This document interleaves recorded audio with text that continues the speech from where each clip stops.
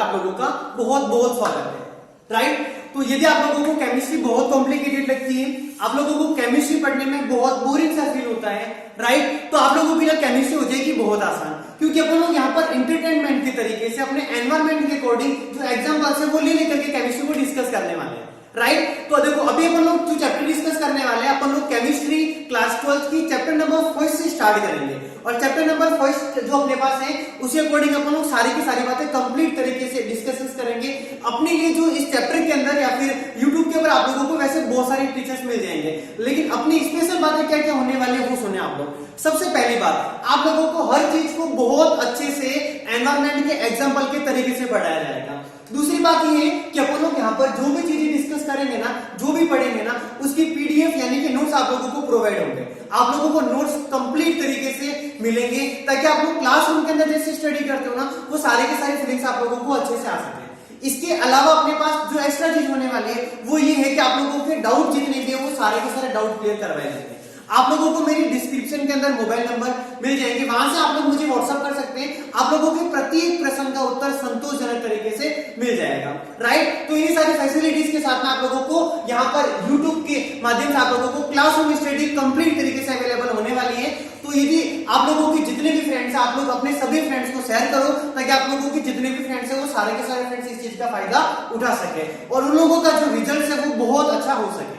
ठीक है, तो चलो हम लोग बिना टाइम खराब करके अपन आज की जो क्लास है उसके ऊपर आते हैं। और आज का अपना जो टॉपिक है, जो अपना चैप्टर है, वो अपन लोग चैप्टर डिस्कस करने वाले हैं, चैप्टर नंबर 5। और चैप्टर नंबर 5 से अपने पास में वो चैप्टर है सॉलिड स्टेट। सॉलिड स्टेट यानी कि ठोस अवस्था। बात चल रही थी अपने पास सॉलिड स्टेट के बारे में। सॉलिड स्टेट को अपन लोग हिंदी में कहते हैं ठोस अवस्था। राइट, चलो पहले कुछ बेसिक बातें बता देता हूं आप लोगों को मैं ना। आप लोगों के पास जो क्लास 12 है उसमें आप लोगों का जो चैप्टर 1 है, उस चैप्टर का नाम है ठोस अवस्था यानी कि सॉलिड स्टेट। इससे पहले आप लोगों ने क्लास 11 पढ़ी थी, तो क्लास 11 के अंदर क्या था कि आप लोगों के पास इससे पहले वाले टॉपिक यानी कि एक तो इसका होता है अपने पास गैसेस स्टेट, एक होती है लिक्विड स्टेट, यानी आप लोगों ने द्रव अवस्था के बारे में और इसकी जो अपने पास एक अवस्था है गैसीय अवस्था, वो दोनों के दोनों जो आप लोगों के टॉपिक है ना, वो आप लोगों ने क्लास 11 के अंदर डिस्कस कर दिए थे। ठीक है, तो चलो मैं आप लोगों को सबसे पहले बात बताने वाला हूं इस टॉपिक में, और सबसे पहला जो टॉपिक डिस्कस करने वाले हैं वो टॉपिक डिस्कस करने वाले हैं द्रव्य यानी कि मैटर। राइट, ओके, इस मैटर को अपन और कहते हैं पदार्थ। तो चलो ठीक है, स्टार्ट करते हैं अपन टॉपिक को पढ़ना। ठीक है, तो अब बात आती है कि द्रव्य यानी कि पदार्थ क्या होता है। ठीक है, तो देखो बहुत सारे स्टूडेंट का डाउट ही होता है द्रव्य और एक होता है द्रव। तो आप लोग पहले तो अपना ये जो डाउट है ना ये क्लियर करो। ठीक है, द्रव्य और द्रव में रात दिन का फर्क है, क्योंकि द्रव्य खुद एक पदार्थ है, लेकिन ये जो द्रव है ना वो पदार्थ की एक अवस्था है, उसका एक पार्टिसिपेशन से एक भाग है।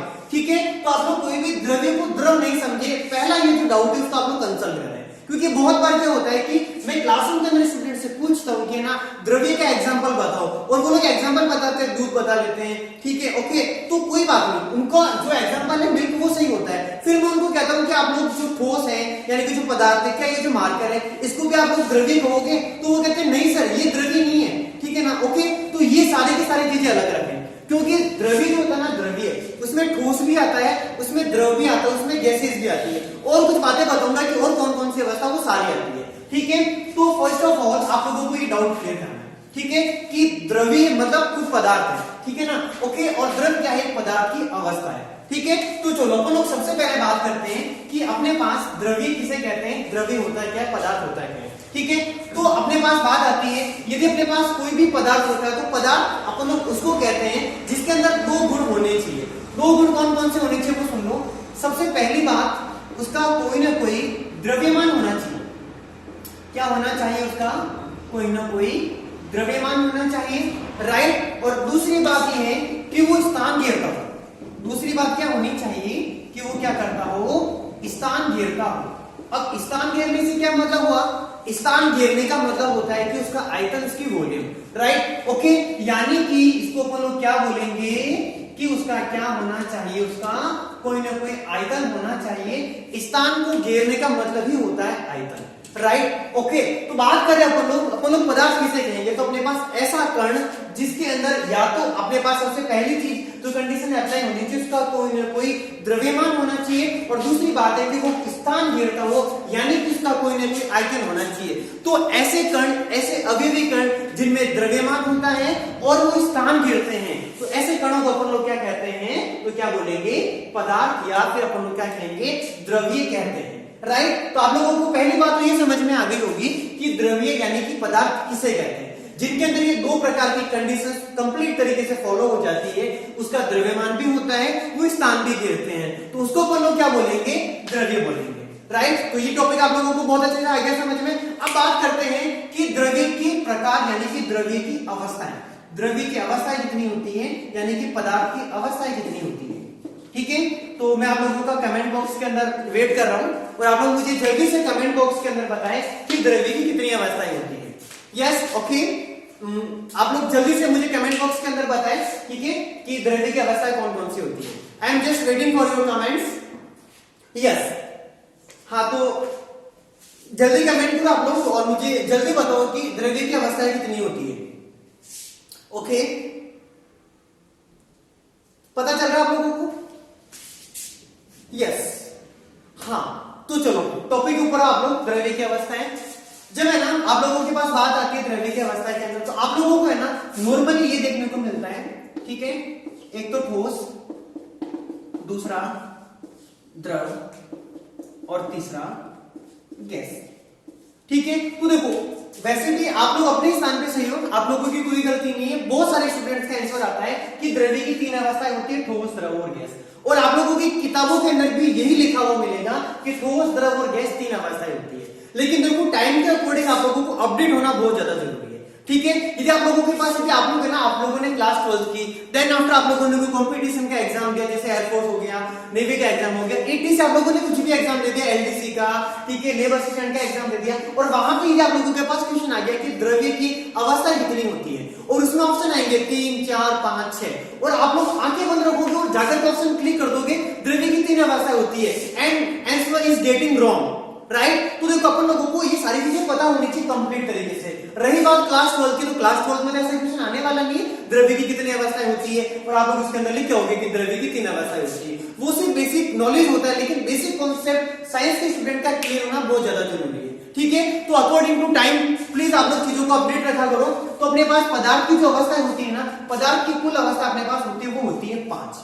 ठीक है, तो आप लोगों के पास देखो तीन अवस्था तो कौन कौन सी होगी, ठोस, द्रव और गैस। यदि आप लोगों को ये पूछ दिया जाए कि पदार्थ की चौथी अवस्था कौन सी होती है, तो आप लोग कहोगे कि पदार्थ की चौथी अवस्था होती है, उस चौथी अवस्था को हम लोग कहते हैं प्लाज्मा। प्लीज पूरा ध्यान रखोगे, पदार्थ की चौथी अवस्था कौन सी होती है, तो आप लोग क्या बोलोगे, प्लाज्मा। इसके बाद बात करते हैं पदार्थ की पांचवी अवस्था। ठीक है, तो पदार्थ की जो पांचवी अवस्था होती है वो होती है अपने पास बोस-आइंस्टीन कंडेंसेंट, बोस-आइंस्टाइन कंडेंसेंट। राइट ओके, बोस-आइंस्टाइन कंडेंसेंट, आप लोग इसको BEC से भी रिप्रेजेंट कर सकते हैं।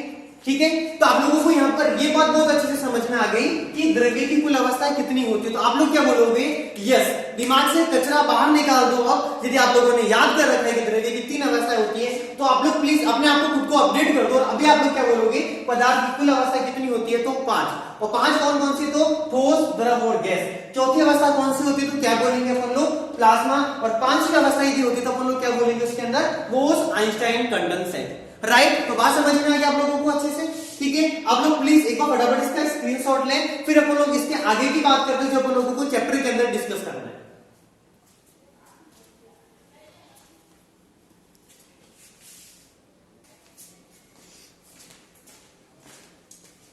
हाँ, तो चलो अभी अपन लोग बात करेंगे इनके कुछ बेसिक कॉन्सेप्ट अपने पास कि ठोस, द्रव और गैस, इनमें कंपैरिजन क्या होता है उसके बेसिस के ऊपर। राइट, तो आप लोग यहाँ पे चेक करेंगे कि ठोस, द्रव और गैस उनके कौन कौन से गुण होते हैं, उनमें जो कंपैरिजन होता है वो कौन कौन सा होता है। तो चलो अपन लोग सबसे पहले बात करेंगे यहाँ पर जो ठोस है उसके द्रव्यमान के बारे में। राइट ओके, हाँ, तो आप लोगों को देखो मैं पहले एक बार ना सिंपल तरीके से आप लोगों को समझा लेता हूँ। ठीक है, अपन लोगों को ये बताना है कि ठोस का जो द्रव्यमान होता है ना, वो निश्चित होता है या अनिश्चित होता है। Right okay. तो देखो अपन लोगों ने एक बार सिंपल तरीके से आप लोग एग्जांपल के अकॉर्डिंग बात करें, जैसे ये मेरे पास मार्कर है, राइट ओके, आज इसका ये वाला आकार है, ठीक है, और यदि मैं कल वापस क्लासरूम के अंदर आऊंगा, इसी मार्कर को मैं अपने हाथ में लूंगा, तो क्या होगा कि इसका कोई द्रव्यमान है वो चेंज हो जाएगा क्या, राइट ओके। तो ऐसा होगा कि यदि इसका वेट यदि अपने पास अभी 100 ग्राम है, 150 ग्राम है, तो कल वापस आऊंगा तो इसका वेट या तो 2-3 किलोग्राम हो जाएगा या 5-10 ग्राम हो जाएगा, यानी वेट में कुछ चेंज आने वाला है क्या, नहीं आने वाला है ना। इसके अलावा और भी बहुत सारी चीजें, जैसे आप लोगों को पता है, आप लोग अपने हिसाब से कोई भी ठोस का एग्जांपल चेक करते हैं, ठीक है, जैसे आप लोगों के घर में पड़ी एक चेयर, ठीक है, चेयर का आप लोगों ने आज वेट चेक करते हैं कि इसका जो द्रव्यमान है वो क्या है। यदि आप लोग इसका 2 दिन बाद, 5 दिन बाद इसका वापस वेट चेक करोगे तो किसी प्रकार का डिफरेंस आने वाला है क्या, ठीक है ओके। इसी प्रकार से नॉर्मल क्लास चल रही थी, तो एक बार मैंने बच्चे से पूछ लिया, ठीक है, कि बेटा आज अपने पास चेयर है, ठीक है, उसका वेट कुछ अलग है, तो आने वाले 5-10 दिन बाद में कोई इफेक्ट पड़ने वाला है क्या, ठीक है। तो बच्चा बोला कि हाँ सर, है ना, इफेक्ट पड़ता है सर, मेरे घर पे पड़ा है सर। तो मैंने पूछा कैसे पड़ा, तो क्या बोलता है बच्चा, सर पहले चेयर थी, उसके बाद में ना चेयर कंप्लीट थी, लेकिन बाद में क्या हुआ, 2-3 दिन बाद में किसी वजह से कोई आदमी आकर के बैठा, भैंस की तरह था, जैसे चेयर के ऊपर आके बैठा, चेयर टूट गई, वजन कम बढ़ गया, ठीक है। तो घोड़, मैं वो बात नहीं कर रहा हूं, मेरे कहने का तात्पर्य ये है, यदि कोई विशेष परिस्थिति लागू कर दी जाए जहां पे किसी प्रकार का बदलाव नहीं हो, ठीक है ना, तो उस कंडीशन में कभी वेट चेंज हो सकता है क्या, ठीक है। जैसे पानी की बोतल है, उसका वेट जो आज है 2-3 दिन बाद चेक करेंगे, वेट में कोई किसी प्रकार का चेंज आने वाला नहीं है। इसके अलावा भी बहुत सारी चीजें हो सकती है जो अपने पास क्या ठोस है, ठीक है। तो यानी कि बात अपन लोगों के एग्जांपल के तौर पे क्या समझ में आ चुकी है कि इसका जो द्रव्यमान होता है वो कैसा होता है, निश्चित होता है, द्रव्यमान में किसी प्रकार का कोई परिवर्तन नहीं आता है, ठीक है। अब बात करते हैं कि द्रव के अपने पास इसका जो द्रव्यमान होता है, द्रव के अपने पास इसके अंदर कोई चेंज आने वाला तो आप लोग चेक करें, ठीक है। जैसे द्रव है और उसका द्रव्यमान है, तो द्रव के द्रव्यमान में उसके वजन में कोई फर्क आने वाला है क्या, ठीक है। जैसे 1 लीटर अपने पास पानी है, उसका वेट क्या अपन लोगों ने वापस थोड़ी देर बाद चेक करेंगे, तो 1 लीटर का तो 1 लीटर ही रहने वाला है, यदि उसका जो भी वेट होगा वो, है ना, ठीक है। तो वेट में तो किसी प्रकार का कोई चेंज अपने पास आने वाला नहीं है, ठीक है, चाहे अपने पास वो द्रव है चाहे वो ठोस है, यानी कि इसके द्रव्यमान में किसी प्रकार का कोई चेंज नहीं आया, यानी कि इसका द्रव्यमान अपने पास कैसा होता है, तो क्या बोलेंगे, निश्चित होता है। अब बात आती है गैसों के बारे में कि गैसों का द्रव्यमान निश्चित होता है या अनिश्चित होता है, ठीक है। इसके लिए मैं आप लोगों को एक सिंपल सा एग्जांपल बता रहा हूं, उसको सुनिए। अपने घर पे ना गैस सिलेंडर होता है ना, ठीक है, एलपीजी, उसको एक बार आप लोग क्या कर देना, खोल देना, राइट ओके। और आप लोग एक तो फर्स्ट कंडीशन में उसका जो वेट है वो करना, देन आफ्टर थोड़ी देर बाद आप लोग उसका और वेट चेक करना, और आप लोग चेक करना कि वेट में किसी प्रकार का कोई इफेक्ट आता है क्या। यदि घर वाले आप लोगों के पीछे लट लेके भागते, मेरी कोई जिम्मेदारी नहीं, पहले कह रहा हूं आप लोगों को, ठीक है ओके।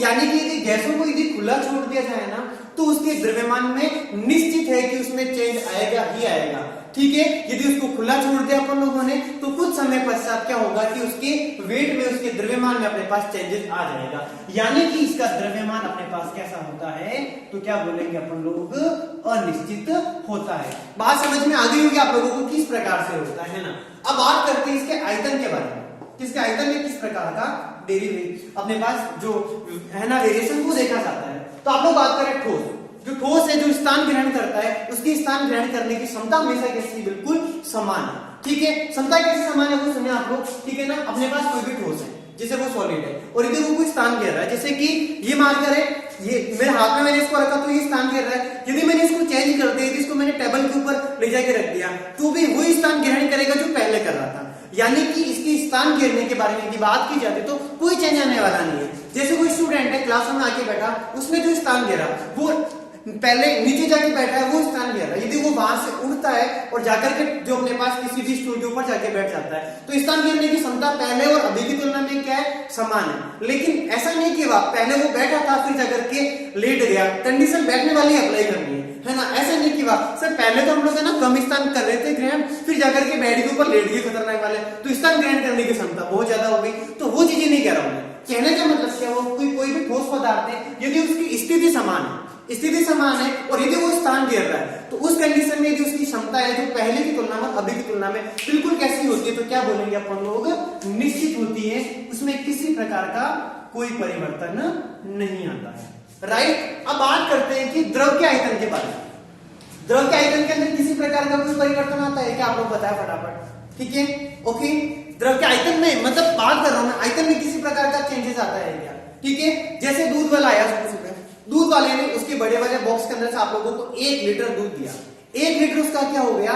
आयतन, राइट। ओके, आप लोगों ने दूध लिया तो ऐसा होता है कि उसने 1 लीटर दिया और आपकी तपेली के अंदर जो आया है ना, वो अपने पास 1 लीटर पूरा नहीं आकर के वो 700 ml आ गया, 800 ml आ गया, ऐसा कभी होता है क्या? ठीक है, राइट। तो जितना का जितना अपन लोगों ने एक चीज से दूसरी चीज में भी रिप्लेस कर दिया तो आयतन में किसी प्रकार का कोई परिवर्तन आने वाला नहीं, राइट। यानी कि इसका आयतन कैसा होता है अपने पास? वो द्रवों का तो अपन लोग क्या बोलेंगे? निश्चित होता है। लेकिन गैसों के आयतन के बारे में बात करें तो अपन लोग क्या बोलेंगे? गैसों का आयतन हमेशा कैसा होता है? अनिश्चित। आप लोग चेक करना कैसे, ये कोई गैस उड़ रही है, उसको मैंने अपने हाथ में पकड़ लिया, ठीक है, तो क्या हुआ? ये पहले इतना सारा स्थान ग्रहण कर रही थी, अब बहुत छोटा सा कर रही है, मैंने इसको वापस फूंक मारा और ये चाइना में चली गई, क्योंकि गैसें बहुत तीव्रता से गति करती है, ठीक है। ये और गैस है, मैंने इसको पकड़ लिया, मुट्ठी में हो गई बंद। पहले इसका आयतन बहुत ज्यादा था, अब इसका आयतन क्या हो गया? कम हो गया, फूंक मार दिया, वापस गैस चली गई। तो क्या हो रहा है इसके अंदर? राइट, यानी कि गैसों के आयतन में परिवर्तन होता रहता है। और उसका आयतन का मान के अपन लोग बात करें तो इसका आयतन कैसा होता है अपने पास? यस, तो क्या बोलेंगे अपन लोग? इनका आयतन कैसा होता है? अनिश्चित होता है, ठीक है। चलो, इसके बाद अपन लोग बात करते हैं, द्रव्यमान की बात हो गई अपने पास। इसके बाद अपन लोगों ने बात किसके बारे में कर दी? इसके आयतन के बारे में। अब बात करते हैं इसके बल के बारे में, है ना, कि इसके अंदर बल कौन सा वाला पाया जाता है? तो ठोसों के अंदर पाया जाता है अंतरा आणविक आकर्षण बल। इनमें कौन सा बल पाया जाता है अपने पास? अंतरा आणविक आकर्षण बल, इंटरमॉलिक्यूलर अट्रैक्शन फोर्स, राइट। और इसके अंदर अंतरा आणविक आकर्षण बल पाए जाने के कारण ये अणुओं को क्या करता है? पास पास में खींच के रखता है, उनको अपनी तरफ अट्रैक्ट करता है। और यदि अपने पास यदि अणुओं को यदि वो अट्रैक्ट करेगा तो इसीलिए अपने पास ठोसों की जो आकृति होती है, वो आकृति, उसके आयतन का मान निश्चित होता है कंप्लीट तरीके से, ठीक है। द्रवों के अंदर पाया जाता है दुर्बल आकर्षण बल। क्या पाया जाता है इसके अंदर? दुर्बल आकर्षण बल, राइट, ठीक है। अब आप लोग चेक करें, अपने पास बात करते हैं गैसों के बारे में। तो गैसों के अंदर पाया जाता है वॉन डेर वाल्स। गैसों के अंदर क्या पाया जाता है? वॉन डेर वाल्स बल, ठीक है। देखो बेटा, जब बात गैसों के बारे में आती है ना, तो गैसों के बारे में जिसने सबसे ज्यादा सिद्धांत दिए, जिन्होंने गैसों के बारे में विवेचना की थी, तो वो वैज्ञानिक थे वॉन डेर वाल्स, राइट। बात समझ में आ गई? तो वॉन डेर वाल्स ने क्या कर रखा है, यदि गैसों में यदि त्रिज्या की बात आती है तो भी आप लोग क्या बोलोगे? वॉन डेर वाल्स त्रिज्या। गैसों में समीकरण की बात आती है तो भी क्या बोलेंगे? वॉन डेर वाल्स समीकरण। यदि गैसों में नियमों की बात आती है तो भी अपन लोग क्या बोलेंगे? कि वॉन डेर वाल्स के नियम। यानी कि गैसों के बारे में सबसे ज्यादा यदि बात करेंगे अपने पास, जो बात करेंगे तो वो किसने करेगी? वॉन डेर वाल्स ने। गैसों में ऊर्जा की बात करेंगे तो भी क्या होती है? वॉन डेर वाल्स ऊर्जा होती है। बल के बारे में बात करेंगे, उसकी फोर्सेस के बारे में बात करेंगे तो भी कौन होता है? Van der Waals. अपने पास क्या होती है यहाँ पर? जो बल है वो पाया जाता है, ठीक है। और वॉन डेर वाल्स जो बल होते हैं वो बहुत दुर्बल होते हैं। दुर्बल होने के कारण उसके अणु क्या हो जाते हैं? एक दूसरे से थोड़े से दूर हट जाते हैं। दूर हट जाने के कारण उसका द्रव्यमान भी अनिश्चित होता है और उसका आयतन भी कैसा होता है? अनिश्चित होता है। हाँ, तो चलो, अपन लोगों ने बल के बारे में कंप्लीट बात कर दी। अभी अपन लोग बात करते हैं इसके आकार के बारे में। अभी बात किसके बारे में करेंगे अपन लोग? इसके आकार के बारे में, ठीक है। चलो, आप लोग प्लीज इसको प्रैक्टिकली एग्जाम्पल का अकॉर्डिंग समझो, ठीक है। मैं बात कर रहा था मार्कर वाली, आप लोग इसका आकार देख पा रहे हो अभी, ठीक है। यदि मैं इस मार्कर को यदि मैं पाकिस्तान में ले जाके रख लेता हूँ, है ना, कि ले जाके इसको पाकिस्तान में रख दिया, तो इसके शेप में किसी प्रकार का कोई फर्क आने वाला है क्या? आकार में किसी प्रकार का कोई चेंज नहीं आएगा, राइट, ओके। या फिर कोई भी ऐसी वस्तु देख लो, ठोस वस्तु है ना, ठीक है, तो उसका जैसा आकार होता है, यदि अपन लोग उसको यदि कुछ टाइम बाद में देखेंगे तो भी उसका आकार क्या होगा? बिल्कुल है जैसा का जैसा होगा। यानी कि उसके आकार में किसी प्रकार का कोई परिवर्तन नहीं आता है। तो उसका आकार कैसा होता है? तो अपन लोग क्या बोलेंगे? उसका आकार होता है निश्चित, राइट। चलो, अब बात करते हैं द्रव के बारे में कि द्रव का आकार कैसा होता है ना। तो आप लोग बताओ, द्रव का आकार कैसा होता है अपने पास? निश्चित होता है या अनिश्चित होता है? ठीक है, ओके। तो इन चीजों को समझा आप लोग थोड़ा प्रैक्टिकली, है ना, कि अपन लोगों ने क्या किया कि अपन लोगों को पानी पीना है, कैंपर में पानी पड़ा था, तो पहले अपने पास वो लिक्विड था, वो द्रव था, वो पानी था, है ना। तो जब वो अपने पास कैंपर के अंदर था तो उसने कैंपर का आकार ग्रहण कर रखा था। अपन लोगों ने ली अपनी ग्लास या बोतल और पानी को उसके अंदर अपन लोगों ने डाल दिया, तो क्या हुआ? उसने अपना आकार चेंज कर दिया ना। राइट। या फिर अभी भी ऐसा है कि पहले वो उसकी शेप का था, अभी भी वो बोतल के अंदर वो नहीं आ सकता, उसका आकार अपने पास क्या हो सकता है कि अपने पास पहले उसने कैंपर का आकार ग्रहण करेगा, अभी यदि उसको पानी की बोतल में अपन लोगों ने डाल दिया तो वो उसका शेप भी क्या करेगा, ग्रहण कर देगा। ऐसा थोड़ी कि पहले उसने कैंपर का आकार ग्रहण कर रखा था, अभी भी उसका आकार बिल्कुल वैसा है, ऐसा थोड़ी होता है क्या, राइट। ओके, यानी कि जो द्रव होते हैं, लिक्विड होते हैं, उसको जिस पात्र में रखा जाता है वह उस पात्र का स्थान क्या कर देता है, ग्रहण कर देता है, राइट। ठीक है, यानी कि अपने पास यदि आकार के बारे में बात करें तो उसके आकार में परिवर्तन आता रहता है, यानी उसका आकार कैसा होता है, अनिश्चित होता है। ठीक है, और बात करते हैं गैसों के बारे में, तो गैसों का आकार भी कैसा होता है, अनिश्चित होता है। यदि मैंने गैस को पकड़ा तो इसने मेरी मुट्ठी का आकार ग्रहण कर दिया, वापस छोड़ा तो इसने क्या हुई, चारों तरफ फैल गई, यानी कि सभी तरफ एनवायरमेंट के अकॉर्डिंग अपने पास क्या करती है, स्थान अपने पास चेंज कर लेती है,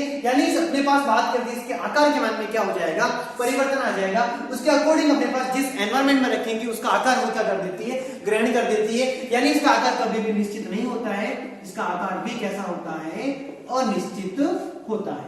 ठीक है, ओके, चलो अब अपन लोग इसके कुछ स्पेशल जो अपने पास इसकी कैरेक्टरिस्टिक्स है, इसके कुछ स्पेशल जो गुणधर्म है उसके बारे में बात करते हैं। तो आप लोगों को बात बताता हूं मैं संपीड़ितता के बारे में। संपीड़ितता, राइट, ओके। तो देखो संपीड़ितता टॉपिक को समझने से पहले मैं कुछ बातें बता दूं आप लोगों को। जो संपीड़ितता का जो गुण पाया जाता है ना, वो सबसे ज्यादा गुण पाया जाता है गैसों के अंदर। संपीड़ितता का मतलब क्या होता है तो सुने आप लोग, ठीक है ना, ओके। यदि अपन लोग किसी के ऊपर दाब लगाते हैं और यदि अपन लोग उसको दाब लगा करके यदि अपन लोग उसके आकार में परिवर्तन कर देते हैं तो उसके अंदर क्या पाया जाता है, संपीड़ितता का गुण पाया जाता है। तो होता क्या है, आप सब लोगों को अच्छे से पता है, ठीक है। जैसे अपने पास संपीड़ित का मतलब होता है कंप्रेस्ड, है ना, ठीक है। जैसे आप लोगों को क्या करना है कि कोई बाइक है उसके अंदर हवा भरनी, मतलब गैस भरनी, तो अपन लोग क्या करते हैं, अपने पास कंप्रेसर होता है, अपन लोग लेते हैं और अपन लोग क्या करते हैं उससे अपने पास पहले गैस होती है उसके ऊपर अपन लोग दाब लगाते हैं, तो दाब से उसको क्या किया जाता है, प्रेशर किया जाता है। जैसे अपन लोग प्रेशर लगाते हैं तो वो जो गैस है वो कहां पहुंच जाती है, टायर के अंदर पहुंच जाती है और उसके अंदर हवा भरनी आराम से आ जाती है। यानी अपन लोग क्या कर रहे हैं, यहाँ पर दाब लगा रहे हैं ना, तो दाब लगाने से क्या हो रहा है कि अपने पास एक स्थान से दूसरे स्थान तक गैसों अपने पास जैसे गैस है उसके ऊपर अपन लोग जैसे ही प्रेशर लगाएंगे तो उसके अंदर क्या हो जाती है, सारी के सारी इकट्ठी हो जाती है। ठीक है, तो वही बात बता रहा हूं मैं, जैसे कि अपने पास यदि बात करें, यदि अपने घरों में जो गैस सिलेंडर आते हैं उसके अंदर भी ये होता है, उसके ऊपर क्या किया जाता है कि उसके ऊपर अधिक दाब लगाते हैं, दाब लगाने से वो जो गैस है वो क्या हो जाती है कि अपने पास गैस सिलेंडर के अंदर इकट्ठी हो जाती है, फिर उसको ऊपर से वापस सील पैक कर लिया जाता है। ठीक है, तो अपने पास यदि बात आती है कि गैसों के अंदर यदि संपीड़ितता के गुण के बारे में, तो गैसों के अंदर संपीड़ितता का गुण पाया जाता है और वो सबसे अधिक होता है, यानी कि गैसों को दबाया जा सकता है, उसके ऊपर दाब लगाया जा सकता है, दाब लगा करके उसको क्या करते थे, एक स्थान पर उसको इकट्ठा कर देते हैं। और इसी के कारण अपन लोग जो अपने घरों में जो एलपीजी यूज करते हैं उसको पहले संपीड़ित किया जाता है, संपीड़ित करने के बाद में वो कंप्लीट तरीके से इकट्ठी हो जाती है। यदि इसका आकार इतना बड़ा है, ठीक है, इमेजिन करिए इसका ही आकार है, जैसे इसको संपीड़ित करेंगे तो क्या हो जाती है, इकट्ठी हो जाती है। ठीक है, तो दाब लगा लेने से इसके आकार में अपने पास क्या आ जाएगा, परिवर्तन आ जाएगा। तो सबसे अधिक जो गुणधर्म पाया जाता है संपीड़ितता का, वो किसके अंदर पाया जाता है, तो क्या बोलेंगे अपन लोग, यस, सबसे अधिक गुण किसके अंदर पाया जाता है, तो क्या बोलेंगे अपन लोग, संपीड़ितता का, गैसों के अंदर। ठीक है, और ठोसों के ऊपर दाब नहीं लगाया जा सकता, ऐसा थोड़ी है कि मेरे पास ये ठोस है मैं इसको प्रेशराइज करूं, जैसे मेरे पास दीवार है, मैं चाह रहा हूं कि इस दीवार को मैं संपीड़ित कर देता हूं, जाकर के दीवार को धक्का लगाता हूं, किसी प्रकार का कोई फर्क पड़ने वाला नहीं है। ठोसों के ऊपर जाकर के कितने भी बछड़े मार देना, राइट, ऐसा अपने पास वो नहीं कि उसके अंदर अभिविकर्ण है वो सिकुड़ जाएंगे, उसके आकार के अंदर कमी आ जाएगी, वो संपीड़ित हो जाएगा। ठीक है, तो अपने पास सबसे कम यदि गुण की बात करें तो संपीड़ितता का सबसे कम गुण किसके अंदर होता है, तो अपन लोग क्या बोलेंगे, अपने पास किसके अंदर पाया जाता है, ठोसों के अंदर संपीड़ितता का गुण सबसे कम पाया जाता है।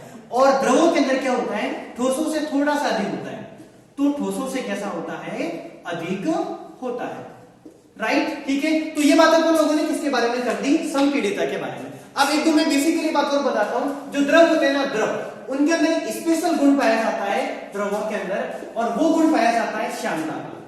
वो गुण कौन सा पाया जाता है अपने पास, श्यानता, यानी विस्कोसिटी, विस्कोसिटी, राइट, गुण कौन सा वाला वो पाया जाता है, विस्कोसिटी यानी कि श्यानता।